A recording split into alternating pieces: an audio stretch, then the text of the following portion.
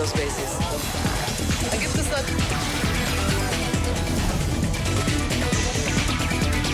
Zoom a la noticia con Andrea Bernal. Hola, ¿qué tal? Bienvenido. Yo soy Andrea Bernal. Esto es Zoom a la noticia, nuestro lente enfocado hoy en varios testimonios de héroes, sí, de médicos que han encarado al COVID-19 en España, en Italia y en Ecuador. Ellos representan a los miles de enfermeros, de enfermeras, de médicos, de doctores que se enfrentan día a día con el COVID-19.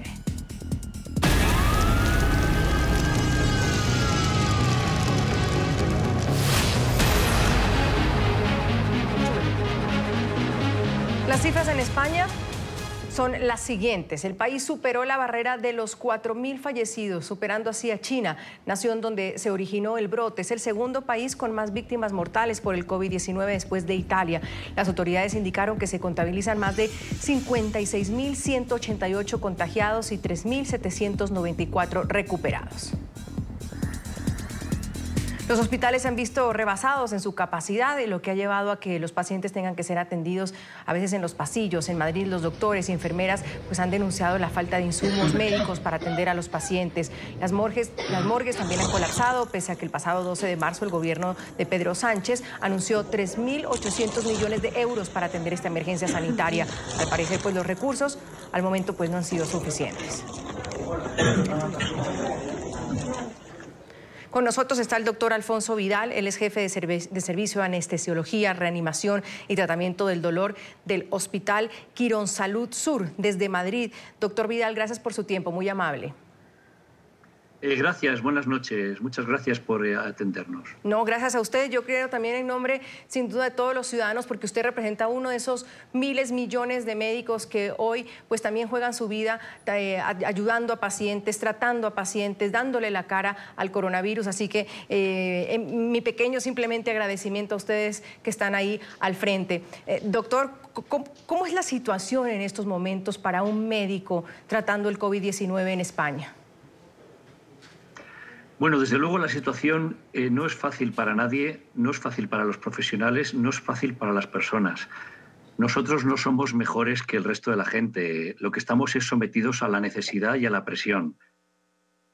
Actualmente, gran parte de nuestra capacidad asistencial está volcada en esta patología y, claro, un aluvión de pacientes que hemos recibido en todos los hospitales lo que hace es prácticamente saturarlos. De hecho, en algunos centros están completamente saturados y otros están al borde.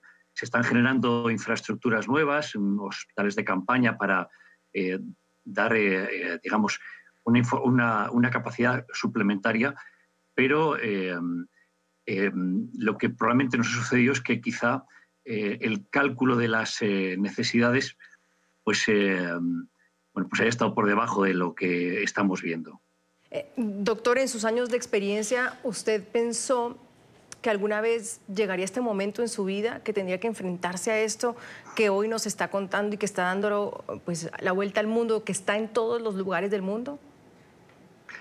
Bueno, esto más bien parece de película de ciencia ficción. Hemos visto películas de ciencia ficción que reflejaban situaciones semejantes. Nunca pensamos que esto nos llegara a afectar. Pensamos que era una cosa del pasado, algo pues de la Edad Media, de civilizaciones sin cultura o sin capacidad asistencial. Nos hemos visto completamente desbordados. Toda la humanidad, toda la civilización y desde luego nosotros en este pequeño país pues también estamos sometidos a muchísima presión. ¿Usted pensó al principio que esto era una exageración, como decían algunos gobernantes, como todavía pues se trataba que no, es una gripa, no tiene la tasa tan alta de mortalidad? ¿O siempre que usted escuchó el tema o empezó a atender a gente y a ver pacientes, supo de la gravedad? Bueno, yo creo que nadie supo de la gravedad en el primer momento. Todos pensamos que era un problema contagioso, circunscrito, inicialmente en un país, en un territorio, y que la epidemia se quedaría circunscrita a esa zona. Cuando empezamos a ver que se extendía, pensamos que eran cuadros menores y que en todo caso tampoco llegarían a afectar nada más que a una pequeña parte de la población, creo que, lo que digo, todos actuamos quizá con una insuficiencia de conocimiento y con un error de cálculo. Esto, he oído ejemplos, es como un tsunami. Piensas que la ola no va a llegar a suficiente altura y a suficiente profundidad, a suficiente distancia, y cuando estás encima ya no puedes hacer nada más que aguantar el chaparrón. Doctor, ¿usted está recibiendo pacientes con coronavirus a diario? ¿Cuántos recibe a diario? ¿Cómo es su situación como doctor en el hospital donde está? Bueno, en nuestro hospital tenemos prácticamente todo el hospital dedicado a la atención a estos pacientes. Entonces, estos pacientes están ingresados, muchos de ellos, están en atención crítica, muchos de ellos, y también están acudiendo a las urgencias, a los que se les puede aceptar porque tienen condiciones, se les acepta, se les ingresa porque haya algún hueco, a los que no se les deriva a su domicilio si no necesitan asistencia, y a los que, estando en situación crítica en las habitaciones de hospitalización o en la unidad de cuidados críticos, pues les damos toda la asistencia que podemos, son los que están peor, desde luego. Doctor, ¿qué tan real? Nosotros estamos en América Latina y digamos que nos está llegando ese tsunami del que usted hablaba al final, y tomando sin duda experiencias o aprendiendo ejemplos de lo que se hizo o no se hizo en países como España e Italia. ¿Qué tan real es que en estos momentos también al servicio médico de los doctores les está tocando decidir a quienes atienden, a quienes no, a quienes dejan vivir, o más bien a quienes deben seguir viviendo y a quienes pues hay que mandarlos a casa porque ya no hay más que hacer y no hay camas, no hay emergencia sanitaria, ya se colapsaron los servicios de salud? Bueno, me consta que están teniendo que tomar decisiones de este tipo en algunos centros.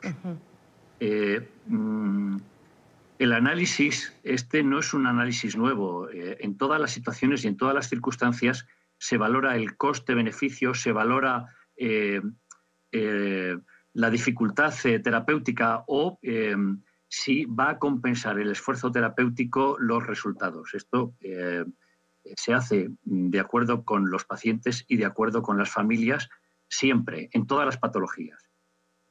En una situación crítica, el cese del esfuerzo terapéutico es mucho más complicado, porque un paciente que no le des un medicamento que le ayude o no puede modificar sus cosas. Un paciente que está conectado su vida a un respirador depende absolutamente de ella. Entonces la decisión es muchísimo más compleja. Te digo que esta situación es realmente complicada en algunos centros y luego lo que probablemente nos está sucediendo en todos es que tenemos una insuficiencia de esta capacidad. No pensamos que tuviéramos necesidad de tener miles de aparatos de ventilación mecánica funcionando simultáneamente para una única enfermedad. Y esto está desbordando la capacidad no solamente en España, sino en todas partes. De hecho, uno de los problemas que parece que está sucediendo es que no tenemos dónde comprar porque no hay quien los venda, estos aparatos, para España y para el mundo. Esto es lo que probablemente, pensando en el otro lado del océano que puedan estar teniendo, prepararse para una gran avalancha de pacientes críticos y, desde luego, tratar de minimizar, si es posible, impedir los contactos sociales, que es un poco la medida que hemos entendido que puede facilitar que la gravedad o la incidencia o la repercusión sea menor y, por tanto, la necesidad de atención crítica también sea menor. Estamos con el doctor Alfonso Vidales, es jefe de servicio de anestesiología, reanimación y tratamiento del dolor del Hospital Quirón Salud Sur desde Madrid. Está con nosotros de forma muy amable compartiendo pues, su testimonio.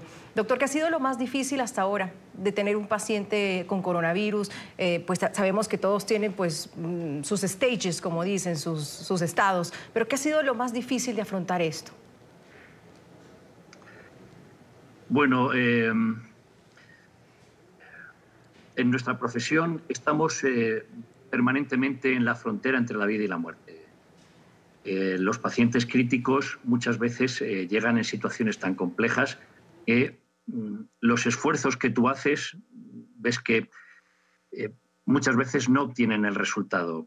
Esto es quizá lo más complejo. La sensación esta de impotencia de que empleando todos los medios tecnológicos, empleando todos los medicamentos, utilizando todos los soportes, cambiándoles de posición, la enfermedad te puede y acaba con la vida del paciente.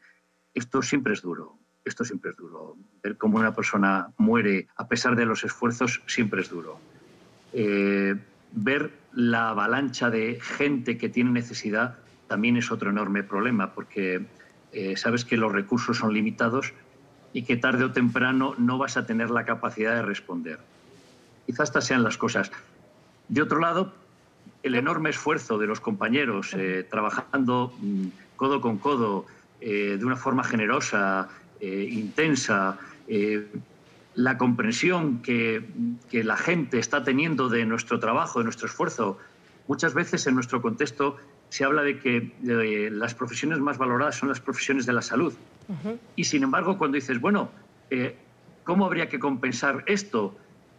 ¿Habría que pagar más? ¿Habría que hacer jornadas que fueran menos intensas? Esto, en esta circunstancia, sí que se comprende. La gente se da cuenta del esfuerzo que están haciendo todos los profesionales. Sin duda, y el valor que ustedes tienen. Doctor, sí nos decía de lo complicado y lo más duro. Hay momentos de alegría, también hemos escuchado aplausos de doctores que han logrado sacar adelante a personas incluso de edad avanzada, o cuando ya los dos test dan negativos también y poder sacarlos de esos hospitales. ¿Le ha pasado eso ya todavía? Bueno, hay una cita de un libro sagrado de los israelíes, el de la Torá. Dice que el que salva una vida salva a todo el mundo. Ayudar a una persona, conseguir que sobrepase la situación crítica, que salga de la hospitalización, que se reincorpore a esta vida más o menos normal, bueno, compensa todos los esfuerzos, claro que sí. Esta alegría, esta compensación interior no se paga con dinero. Esto es lo más grande.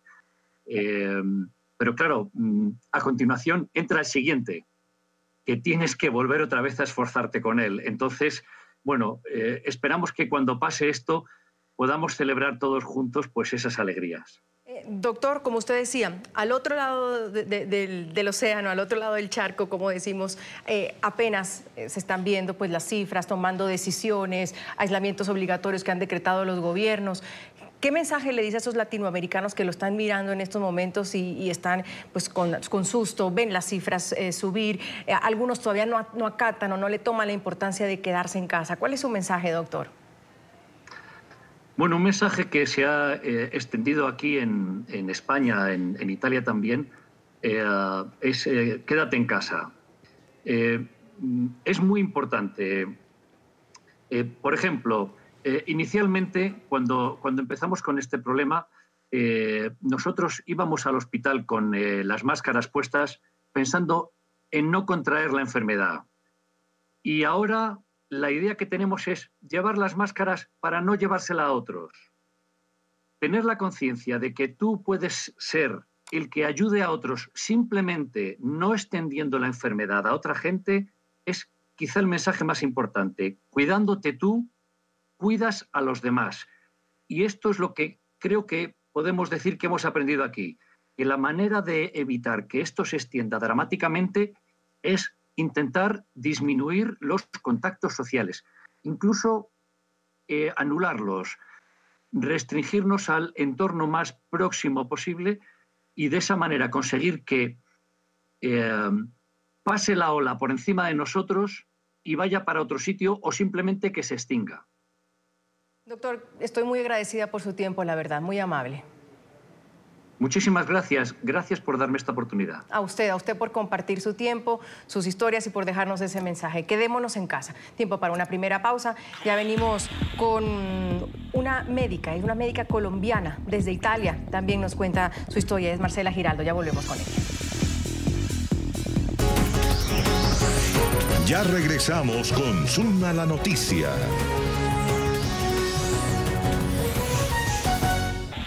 Hoy en Suma la Noticia estamos hablando con médicos, doctores, enfermeros, enfermeras que representan a los millones que le están dando la cara al coronavirus, que están sacando adelante a sus pacientes, que tienen también que ver a la muerte de frente. Hablábamos con el doctor de España, ahora vamos a Italia. Los números en Italia son los siguientes. El número de muertos y contagios, pues lastimosamente va en aumento. Se registran hasta ahora más de 7.500 decesos, alrededor de 74.300 contagiados y 9.362 recuperados. Está con nosotros Marcela Giraldo. Ella es médica especialista en medicina familiar. Es una colombiana, una latinoamericana que está en Italia. Marcela, gracias por acompañarnos. Bienvenida. Gracias a ustedes. Buenas noches.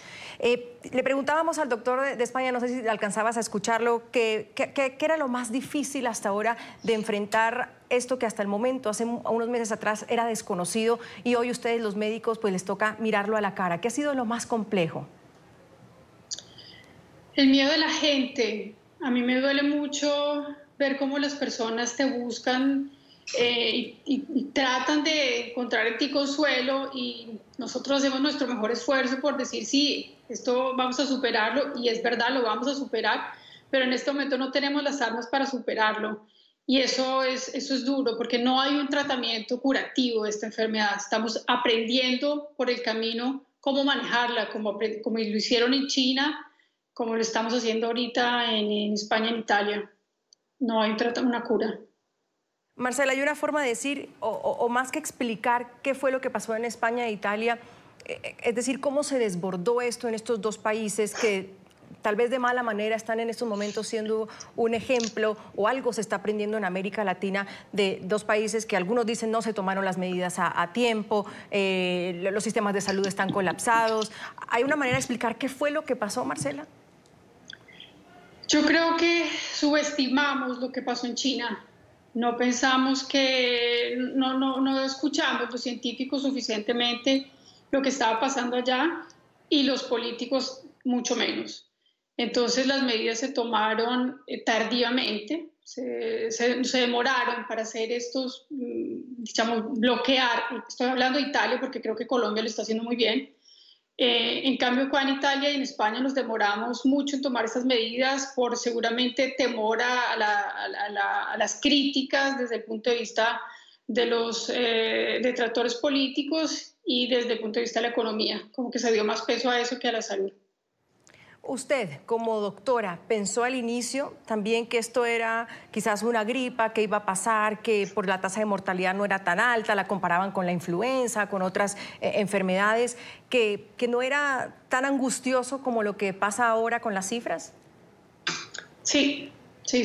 Yo era de las que decía que en casa tenían que estar solamente los que tenían síntomas, fiebre, tos y síntomas respiratorios, pero que la vida tenía que seguir normal y que no podíamos cerrarnos, exagerar, hacer pánico.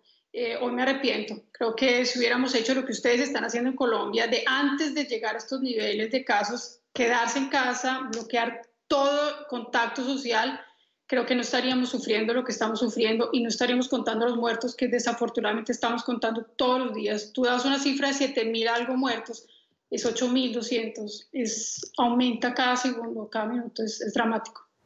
Marcela, ¿cómo es su día a día? ¿Hoy está en casa o sigue al frente como doctora? ¿Trata cuántos pacientes con coronavirus a diario? ¿Cómo es esa situación suya diaria? Nosotros aquí, digamos, en el mundo entero, creo que en Colombia seguramente lo harán igual, es que hay como dos líneas de acción. Están los primeros que estamos afrontando los pacientes, que somos los médicos de familia, y somos nosotros los que tratamos de curarlos y de tenerlos en casa el mayor tiempo posible, ya sea hacia la recuperación o, en el caso contrario, cuando se complican, después enviarlos a los hospitales. Pero tenemos que hacer esa contención del número de casos que hay en los hospitales porque están desbordados y no podemos, tenemos que hacer un filtro importante.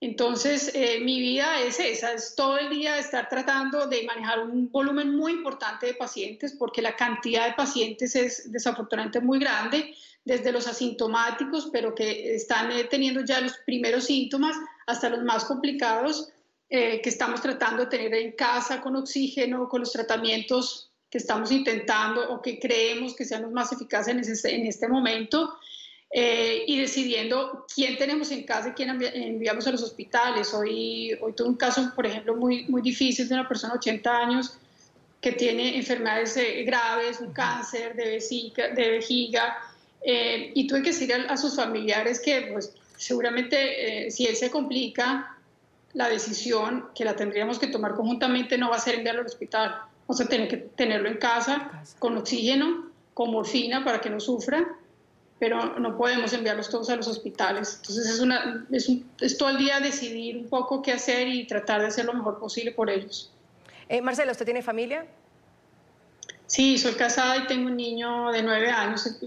Mi esposo también es médico, así que desafortunadamente mi hijo este periodo que está encerrado en la casa sin ir al colegio a ver a sus amigos, está solito, sin su papá y su mamá, desafortunadamente, pero sabemos que es por una buena causa y sabemos que esto va a pasar, porque esto va a pasar. ¿Y tiene miedo, Marcela? Imagínese, usted dice al inicio que lo más duro es toda esa gente que tiene miedo y ven ustedes, sin duda, los médicos, los doctores, ese bálsamo. ¿Usted tiene miedo de contagiarse? ¿Cómo llega a su casa? Yo todos los días siento que hoy sí fue el día que me infecté. Es una sensación extraña porque todos los días llego tan cansada, tan agotada físicamente que no sé diferenciar muy bien si son síntomas del comienzo de la enfermedad o es solamente el cansancio del día. Sí, es innegable que nosotros también tenemos miedo de enfermarnos, tenemos miedo de transmitir a las personas que queremos esta enfermedad, pero el estímulo es mayor, el compromiso es mayor, el amor por nuestra profesión y por los pacientes es mucho mayor, por fortuna, que nos ayuda a todas las mañanas a alzarnos con siempre más ganas y trabajar siempre con mayor compromiso y responsabilidad. Dice que en Colombia hay algunos países también de América Latina que han tomado medidas drásticas frente a esto y algunos dicen que lo han hecho bastante temprano. Eso habrá que verlo en las próximas semanas en todo caso. Pero, doctora, ¿qué le dice usted a esos latinoamericanos que hoy la ven y todavía dicen, es que tengo que pagar el recibo de luz, es que tengo que cobrar mi pensión, es que tengo que ir igual a hacer mercado porque igual me estoy quedando sin mercado? O la que pasa en América Latina, que vive del día a día y hoy ya no tiene para comer, pero entonces se debate entre salir y quedarse en casa. ¿Cuál es ese mensaje para quien incluso tampoco todavía no se lo toman tan en serio de, pero para quedarme todo el día en mi casa, 19 días en casa en Colombia? Nosotros llevamos 2 meses y es durísimo. ¿Pero por qué estamos en este nivel? Porque no tomamos las decisiones de quedarnos en la casa a tiempo y se desbordaron los números, el contagio se disparó, se creó la bomba biológica en la que estamos hoy. Así que si no quieren ver a sus familiares enfermos, si no quieren ver morirse todos los días 800 personas como estamos viendo nosotros, tiene que quedarse en la casa.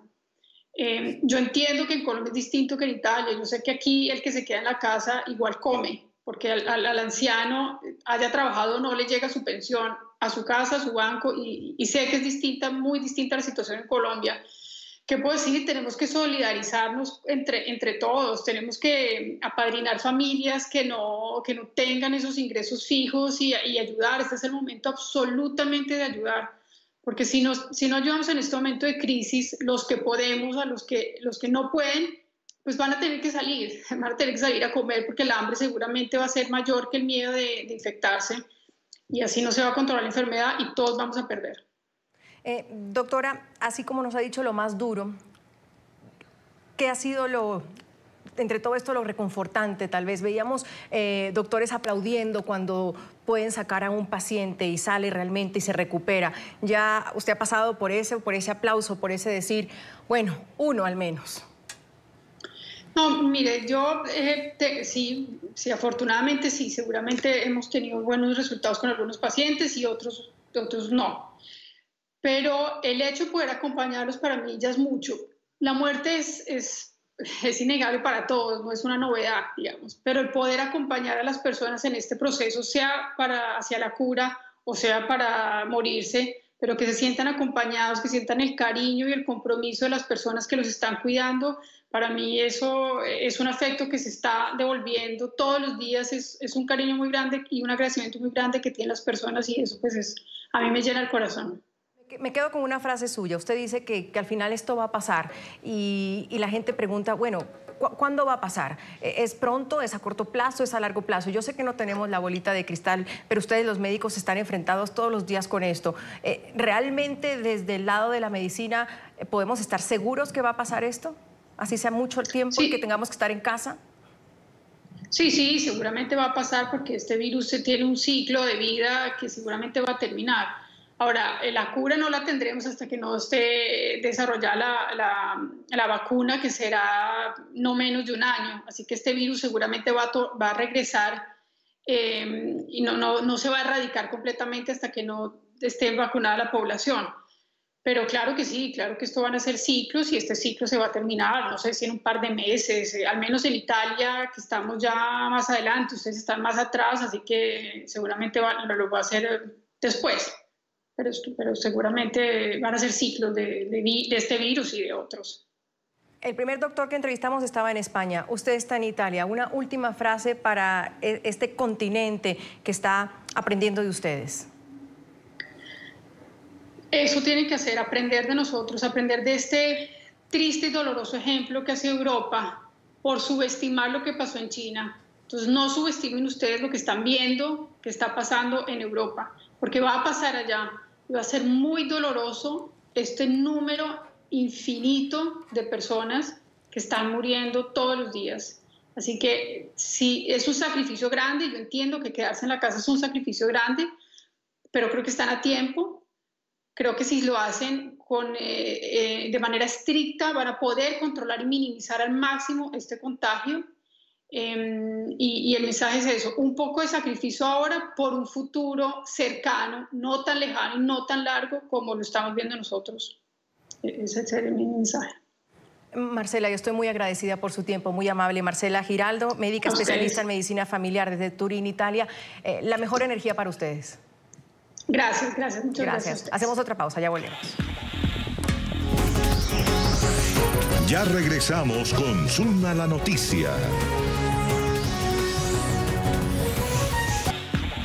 Hemos tenido un doctor desde España, a una médica colombiana que está en Italia hablando de la situación en esos países, pero vamos a nuestra región. En Sudamérica, uno de los países que está preocupando en estos momentos más con los casos de coronavirus es Ecuador. Con casi 17 millones de habitantes, es el segundo país más afectado por el COVID-19 después de Brasil, que tiene 204 millones de ciudadanos. Estos son los números en Ecuador. Según el Servicio de Gestión y Emergencias ecuatoriano, se contabilizan hasta ahora 34 fallecidos, alrededor de 1.382 contagiados y 3 recuperados. Esos están sobre todo en la provincia de Guayas. La ciudad de Guayaquil es la ciudad más afectada.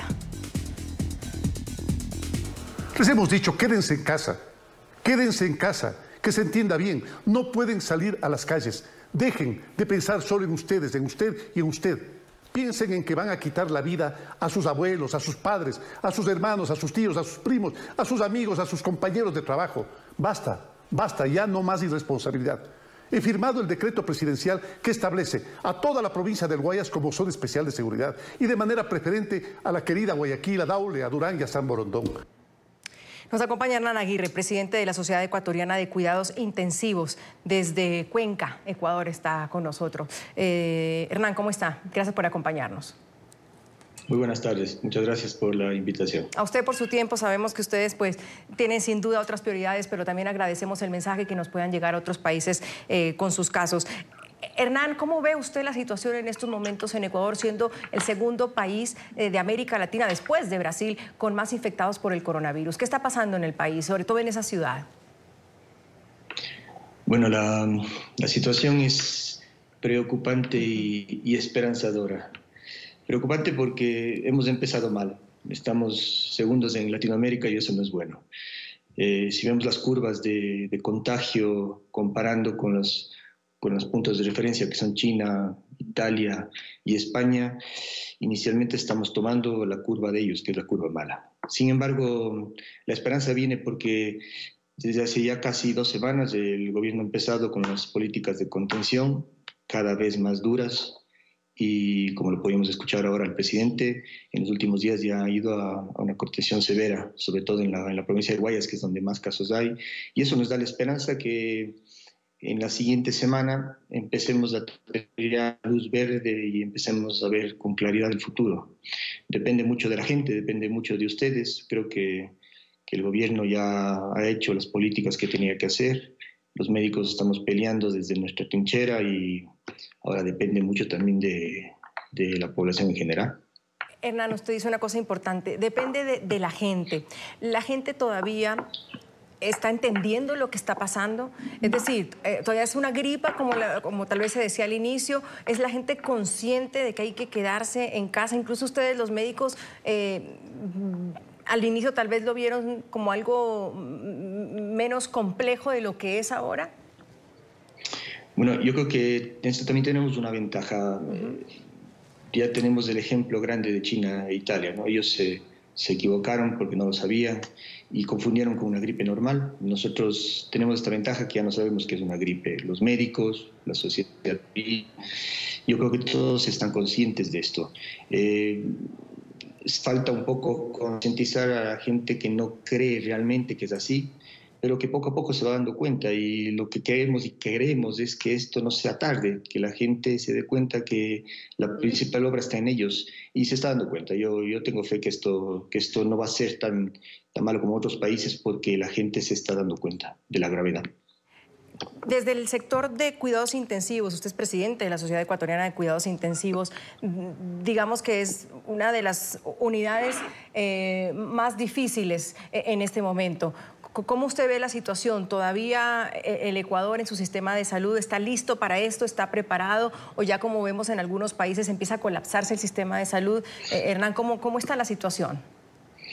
Bueno, un poco lo tenemos ya los ejemplos claros, ¿no? O sea, en los países en los cuales las medidas de contención y la gente no se lo ha tomado en serio, todos los sistemas de salud de las grandes potencias, China, Italia, España, están siendo superados. Nosotros no podemos compararnos con ellos, no tenemos los recursos que tienen ellos. Y si llegamos a esto, probablemente colapsaremos, pero tenemos la ventaja de la conciencia, de la solidaridad de toda la gente, que es lo que en ellos está ahora el secreto de parar y de que no colapsemos.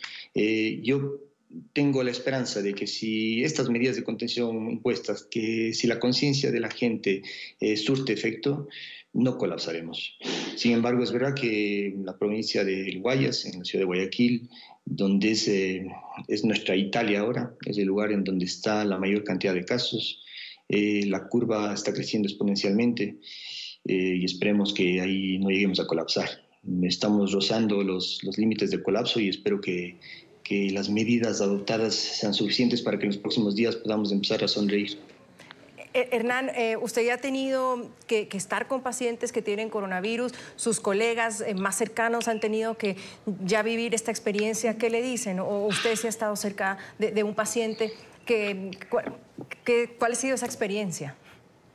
No, los casos están diseminados ya casi en todas las provincias del Ecuador.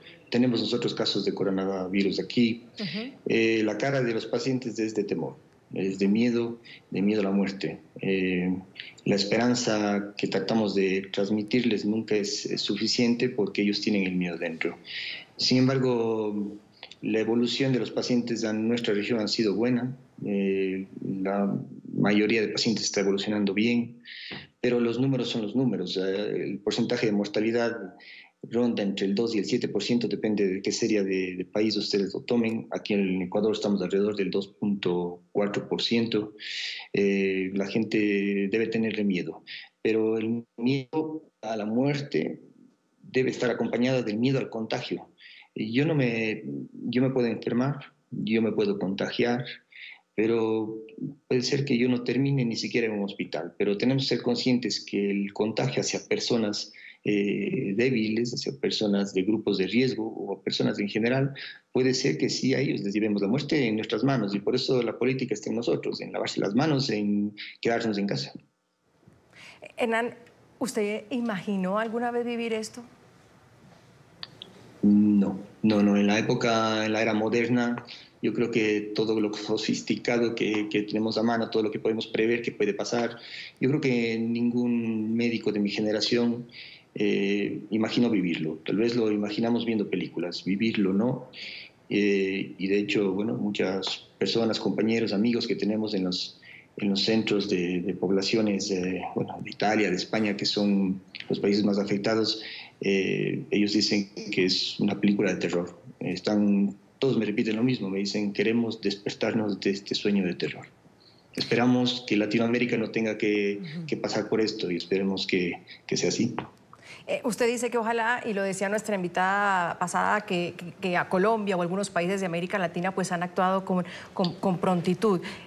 ¿Qué hacer en estos momentos, doctor Aguirre, para no vivir esa película de terror?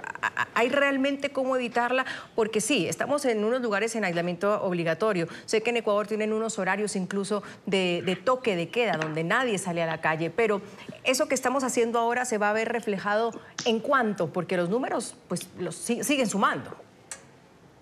Sí, los números han sumado hasta hoy y seguirán sumando en los próximos días, porque es efecto de lo que recibimos de hace 15 días atrás. De acuerdo. Las políticas de contención han sido impuestas hace 7, 8 días y se han endurecido ahora. Hace 2 días el gobierno ya decretó el toque de queda desde las 2 de la tarde. Inicialmente fue a las 9 de la noche, luego a las 7 de la tarde y ahora es a las 2 de la tarde. Pero la conciencia tiene que estar en nosotros, porque no sirve nada que 100 personas salgan durante el día de 8 de la mañana a 8 de la noche, o que las mismas 100 personas salgan desde las 8 de la mañana hasta las 2 de la tarde. El asunto es que no tienen que salir las 100 personas, tienen que salir 10 personas a hacer lo estrictamente imprescindible. Doctor, como dice usted, están algunos casos ya regados en el país, hay un foco que es Guayaquil. ¿Usted, entiendo, está en Cuenca, me confirma? Sí, está en la ciudad de Cuenca. Sí, estoy en la ciudad de Cuenca, que queda... Sí, al sur del país. ¿Cuántos afectados, cuántos infectados hay en Cuenca en estos momentos? Ahora mismo tenemos 34 infectados en Cuenca confirmados, de los cuales en las unidades de cuidados intensivos están alrededor de 14, y de estos 4 son con pronóstico reservado de momento. ¿Tiene miedo, doctor? Le preguntaba eso a los otros doctores, porque uno siempre piensa que ustedes también son como los héroes, ¿no? Van, salvan vidas, se enfrentan a la muerte, sacan gente adelante, y al final uno dice, bueno, ¿y estos médicos tienen miedo de infectarse, de llegar a su casa, de abrazar también a sus seres queridos? ¿Usted tiene miedo, doctor? El miedo controlado es bueno, el miedo controlado ayuda. Lo que no debemos tener es pánico, y eso no lo tenemos que transmitir. Los médicos debemos tener miedo, el miedo suficiente para cumplir también nuestro trabajo y no dejarnos llevar por el pánico. Y el resto es transmitir a la gente esto, que si nos ayudan y si todos luchamos en esto, saldremos adelante. Estoy seguro que saldremos adelante. Doctor, un mensaje final, porque todos nos han dicho sí, quédense en casa, pero como usted decía, ¿y qué sirve que desde las 5 de la mañana en el caso de Ecuador hasta las 2 de la tarde salgan? O que en otros países digan, ay, es que todavía me faltó hacer un mercadito, o que me faltó ir a pagar la luz, o es que no me aguanto en mi casa, tengo que salir al menos dar la vuelta a la cuadra. ¿Qué hay que decirle a esas personas que todavía no se la toman en serio? Bueno, yo he visto miles de mensajes en las redes sociales de forma educada y no educada, de la forma de cómo decir quédense en casa.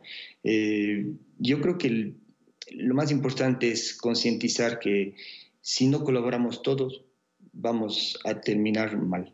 Si no colaboramos en esto, colapsaremos y llegaremos a lo que es la zona 4 en otros países, que es indiscriminadamente determinar quién debe ingresar y quién no, y esto es igual a quién debe vivir y quién debe morir.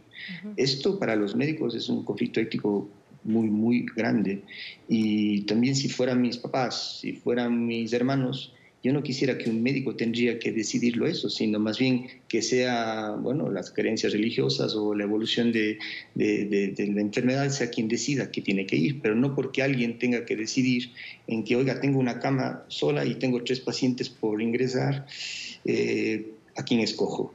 Yo creo que el mensaje tiene que llegar ahí, a que la gente, ahora los gobiernos han hecho lo que tenían que hacer, los médicos estamos predispuestos a esto, la gente nos tiene que ayudar, y en ustedes está cambiar esta historia.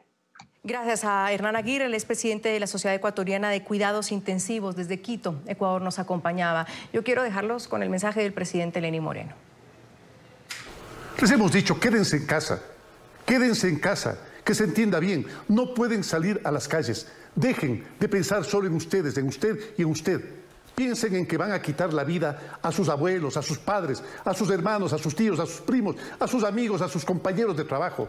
Basta, ya no más irresponsabilidad. He firmado el decreto presidencial que establece a toda la provincia del Guayas como zona especial de seguridad y de manera preferente a la querida Guayaquil, a Daule, a Durán y a San Borondón. Ya regresamos con Zuna la Noticia. Soy Andrea Bernal, hasta aquí Suma la Noticia, gracias por habernos acompañado, espero que se hayan quedado con el mensaje de estos 3 doctores valientes, héroes sin duda para muchos, que le dan todos los días la cara al coronavirus COVID-19 y pues dicen que esto pronto va a pasar, así que a quedarse en casa, eso es lo que nos han dicho, a quedarse en casa.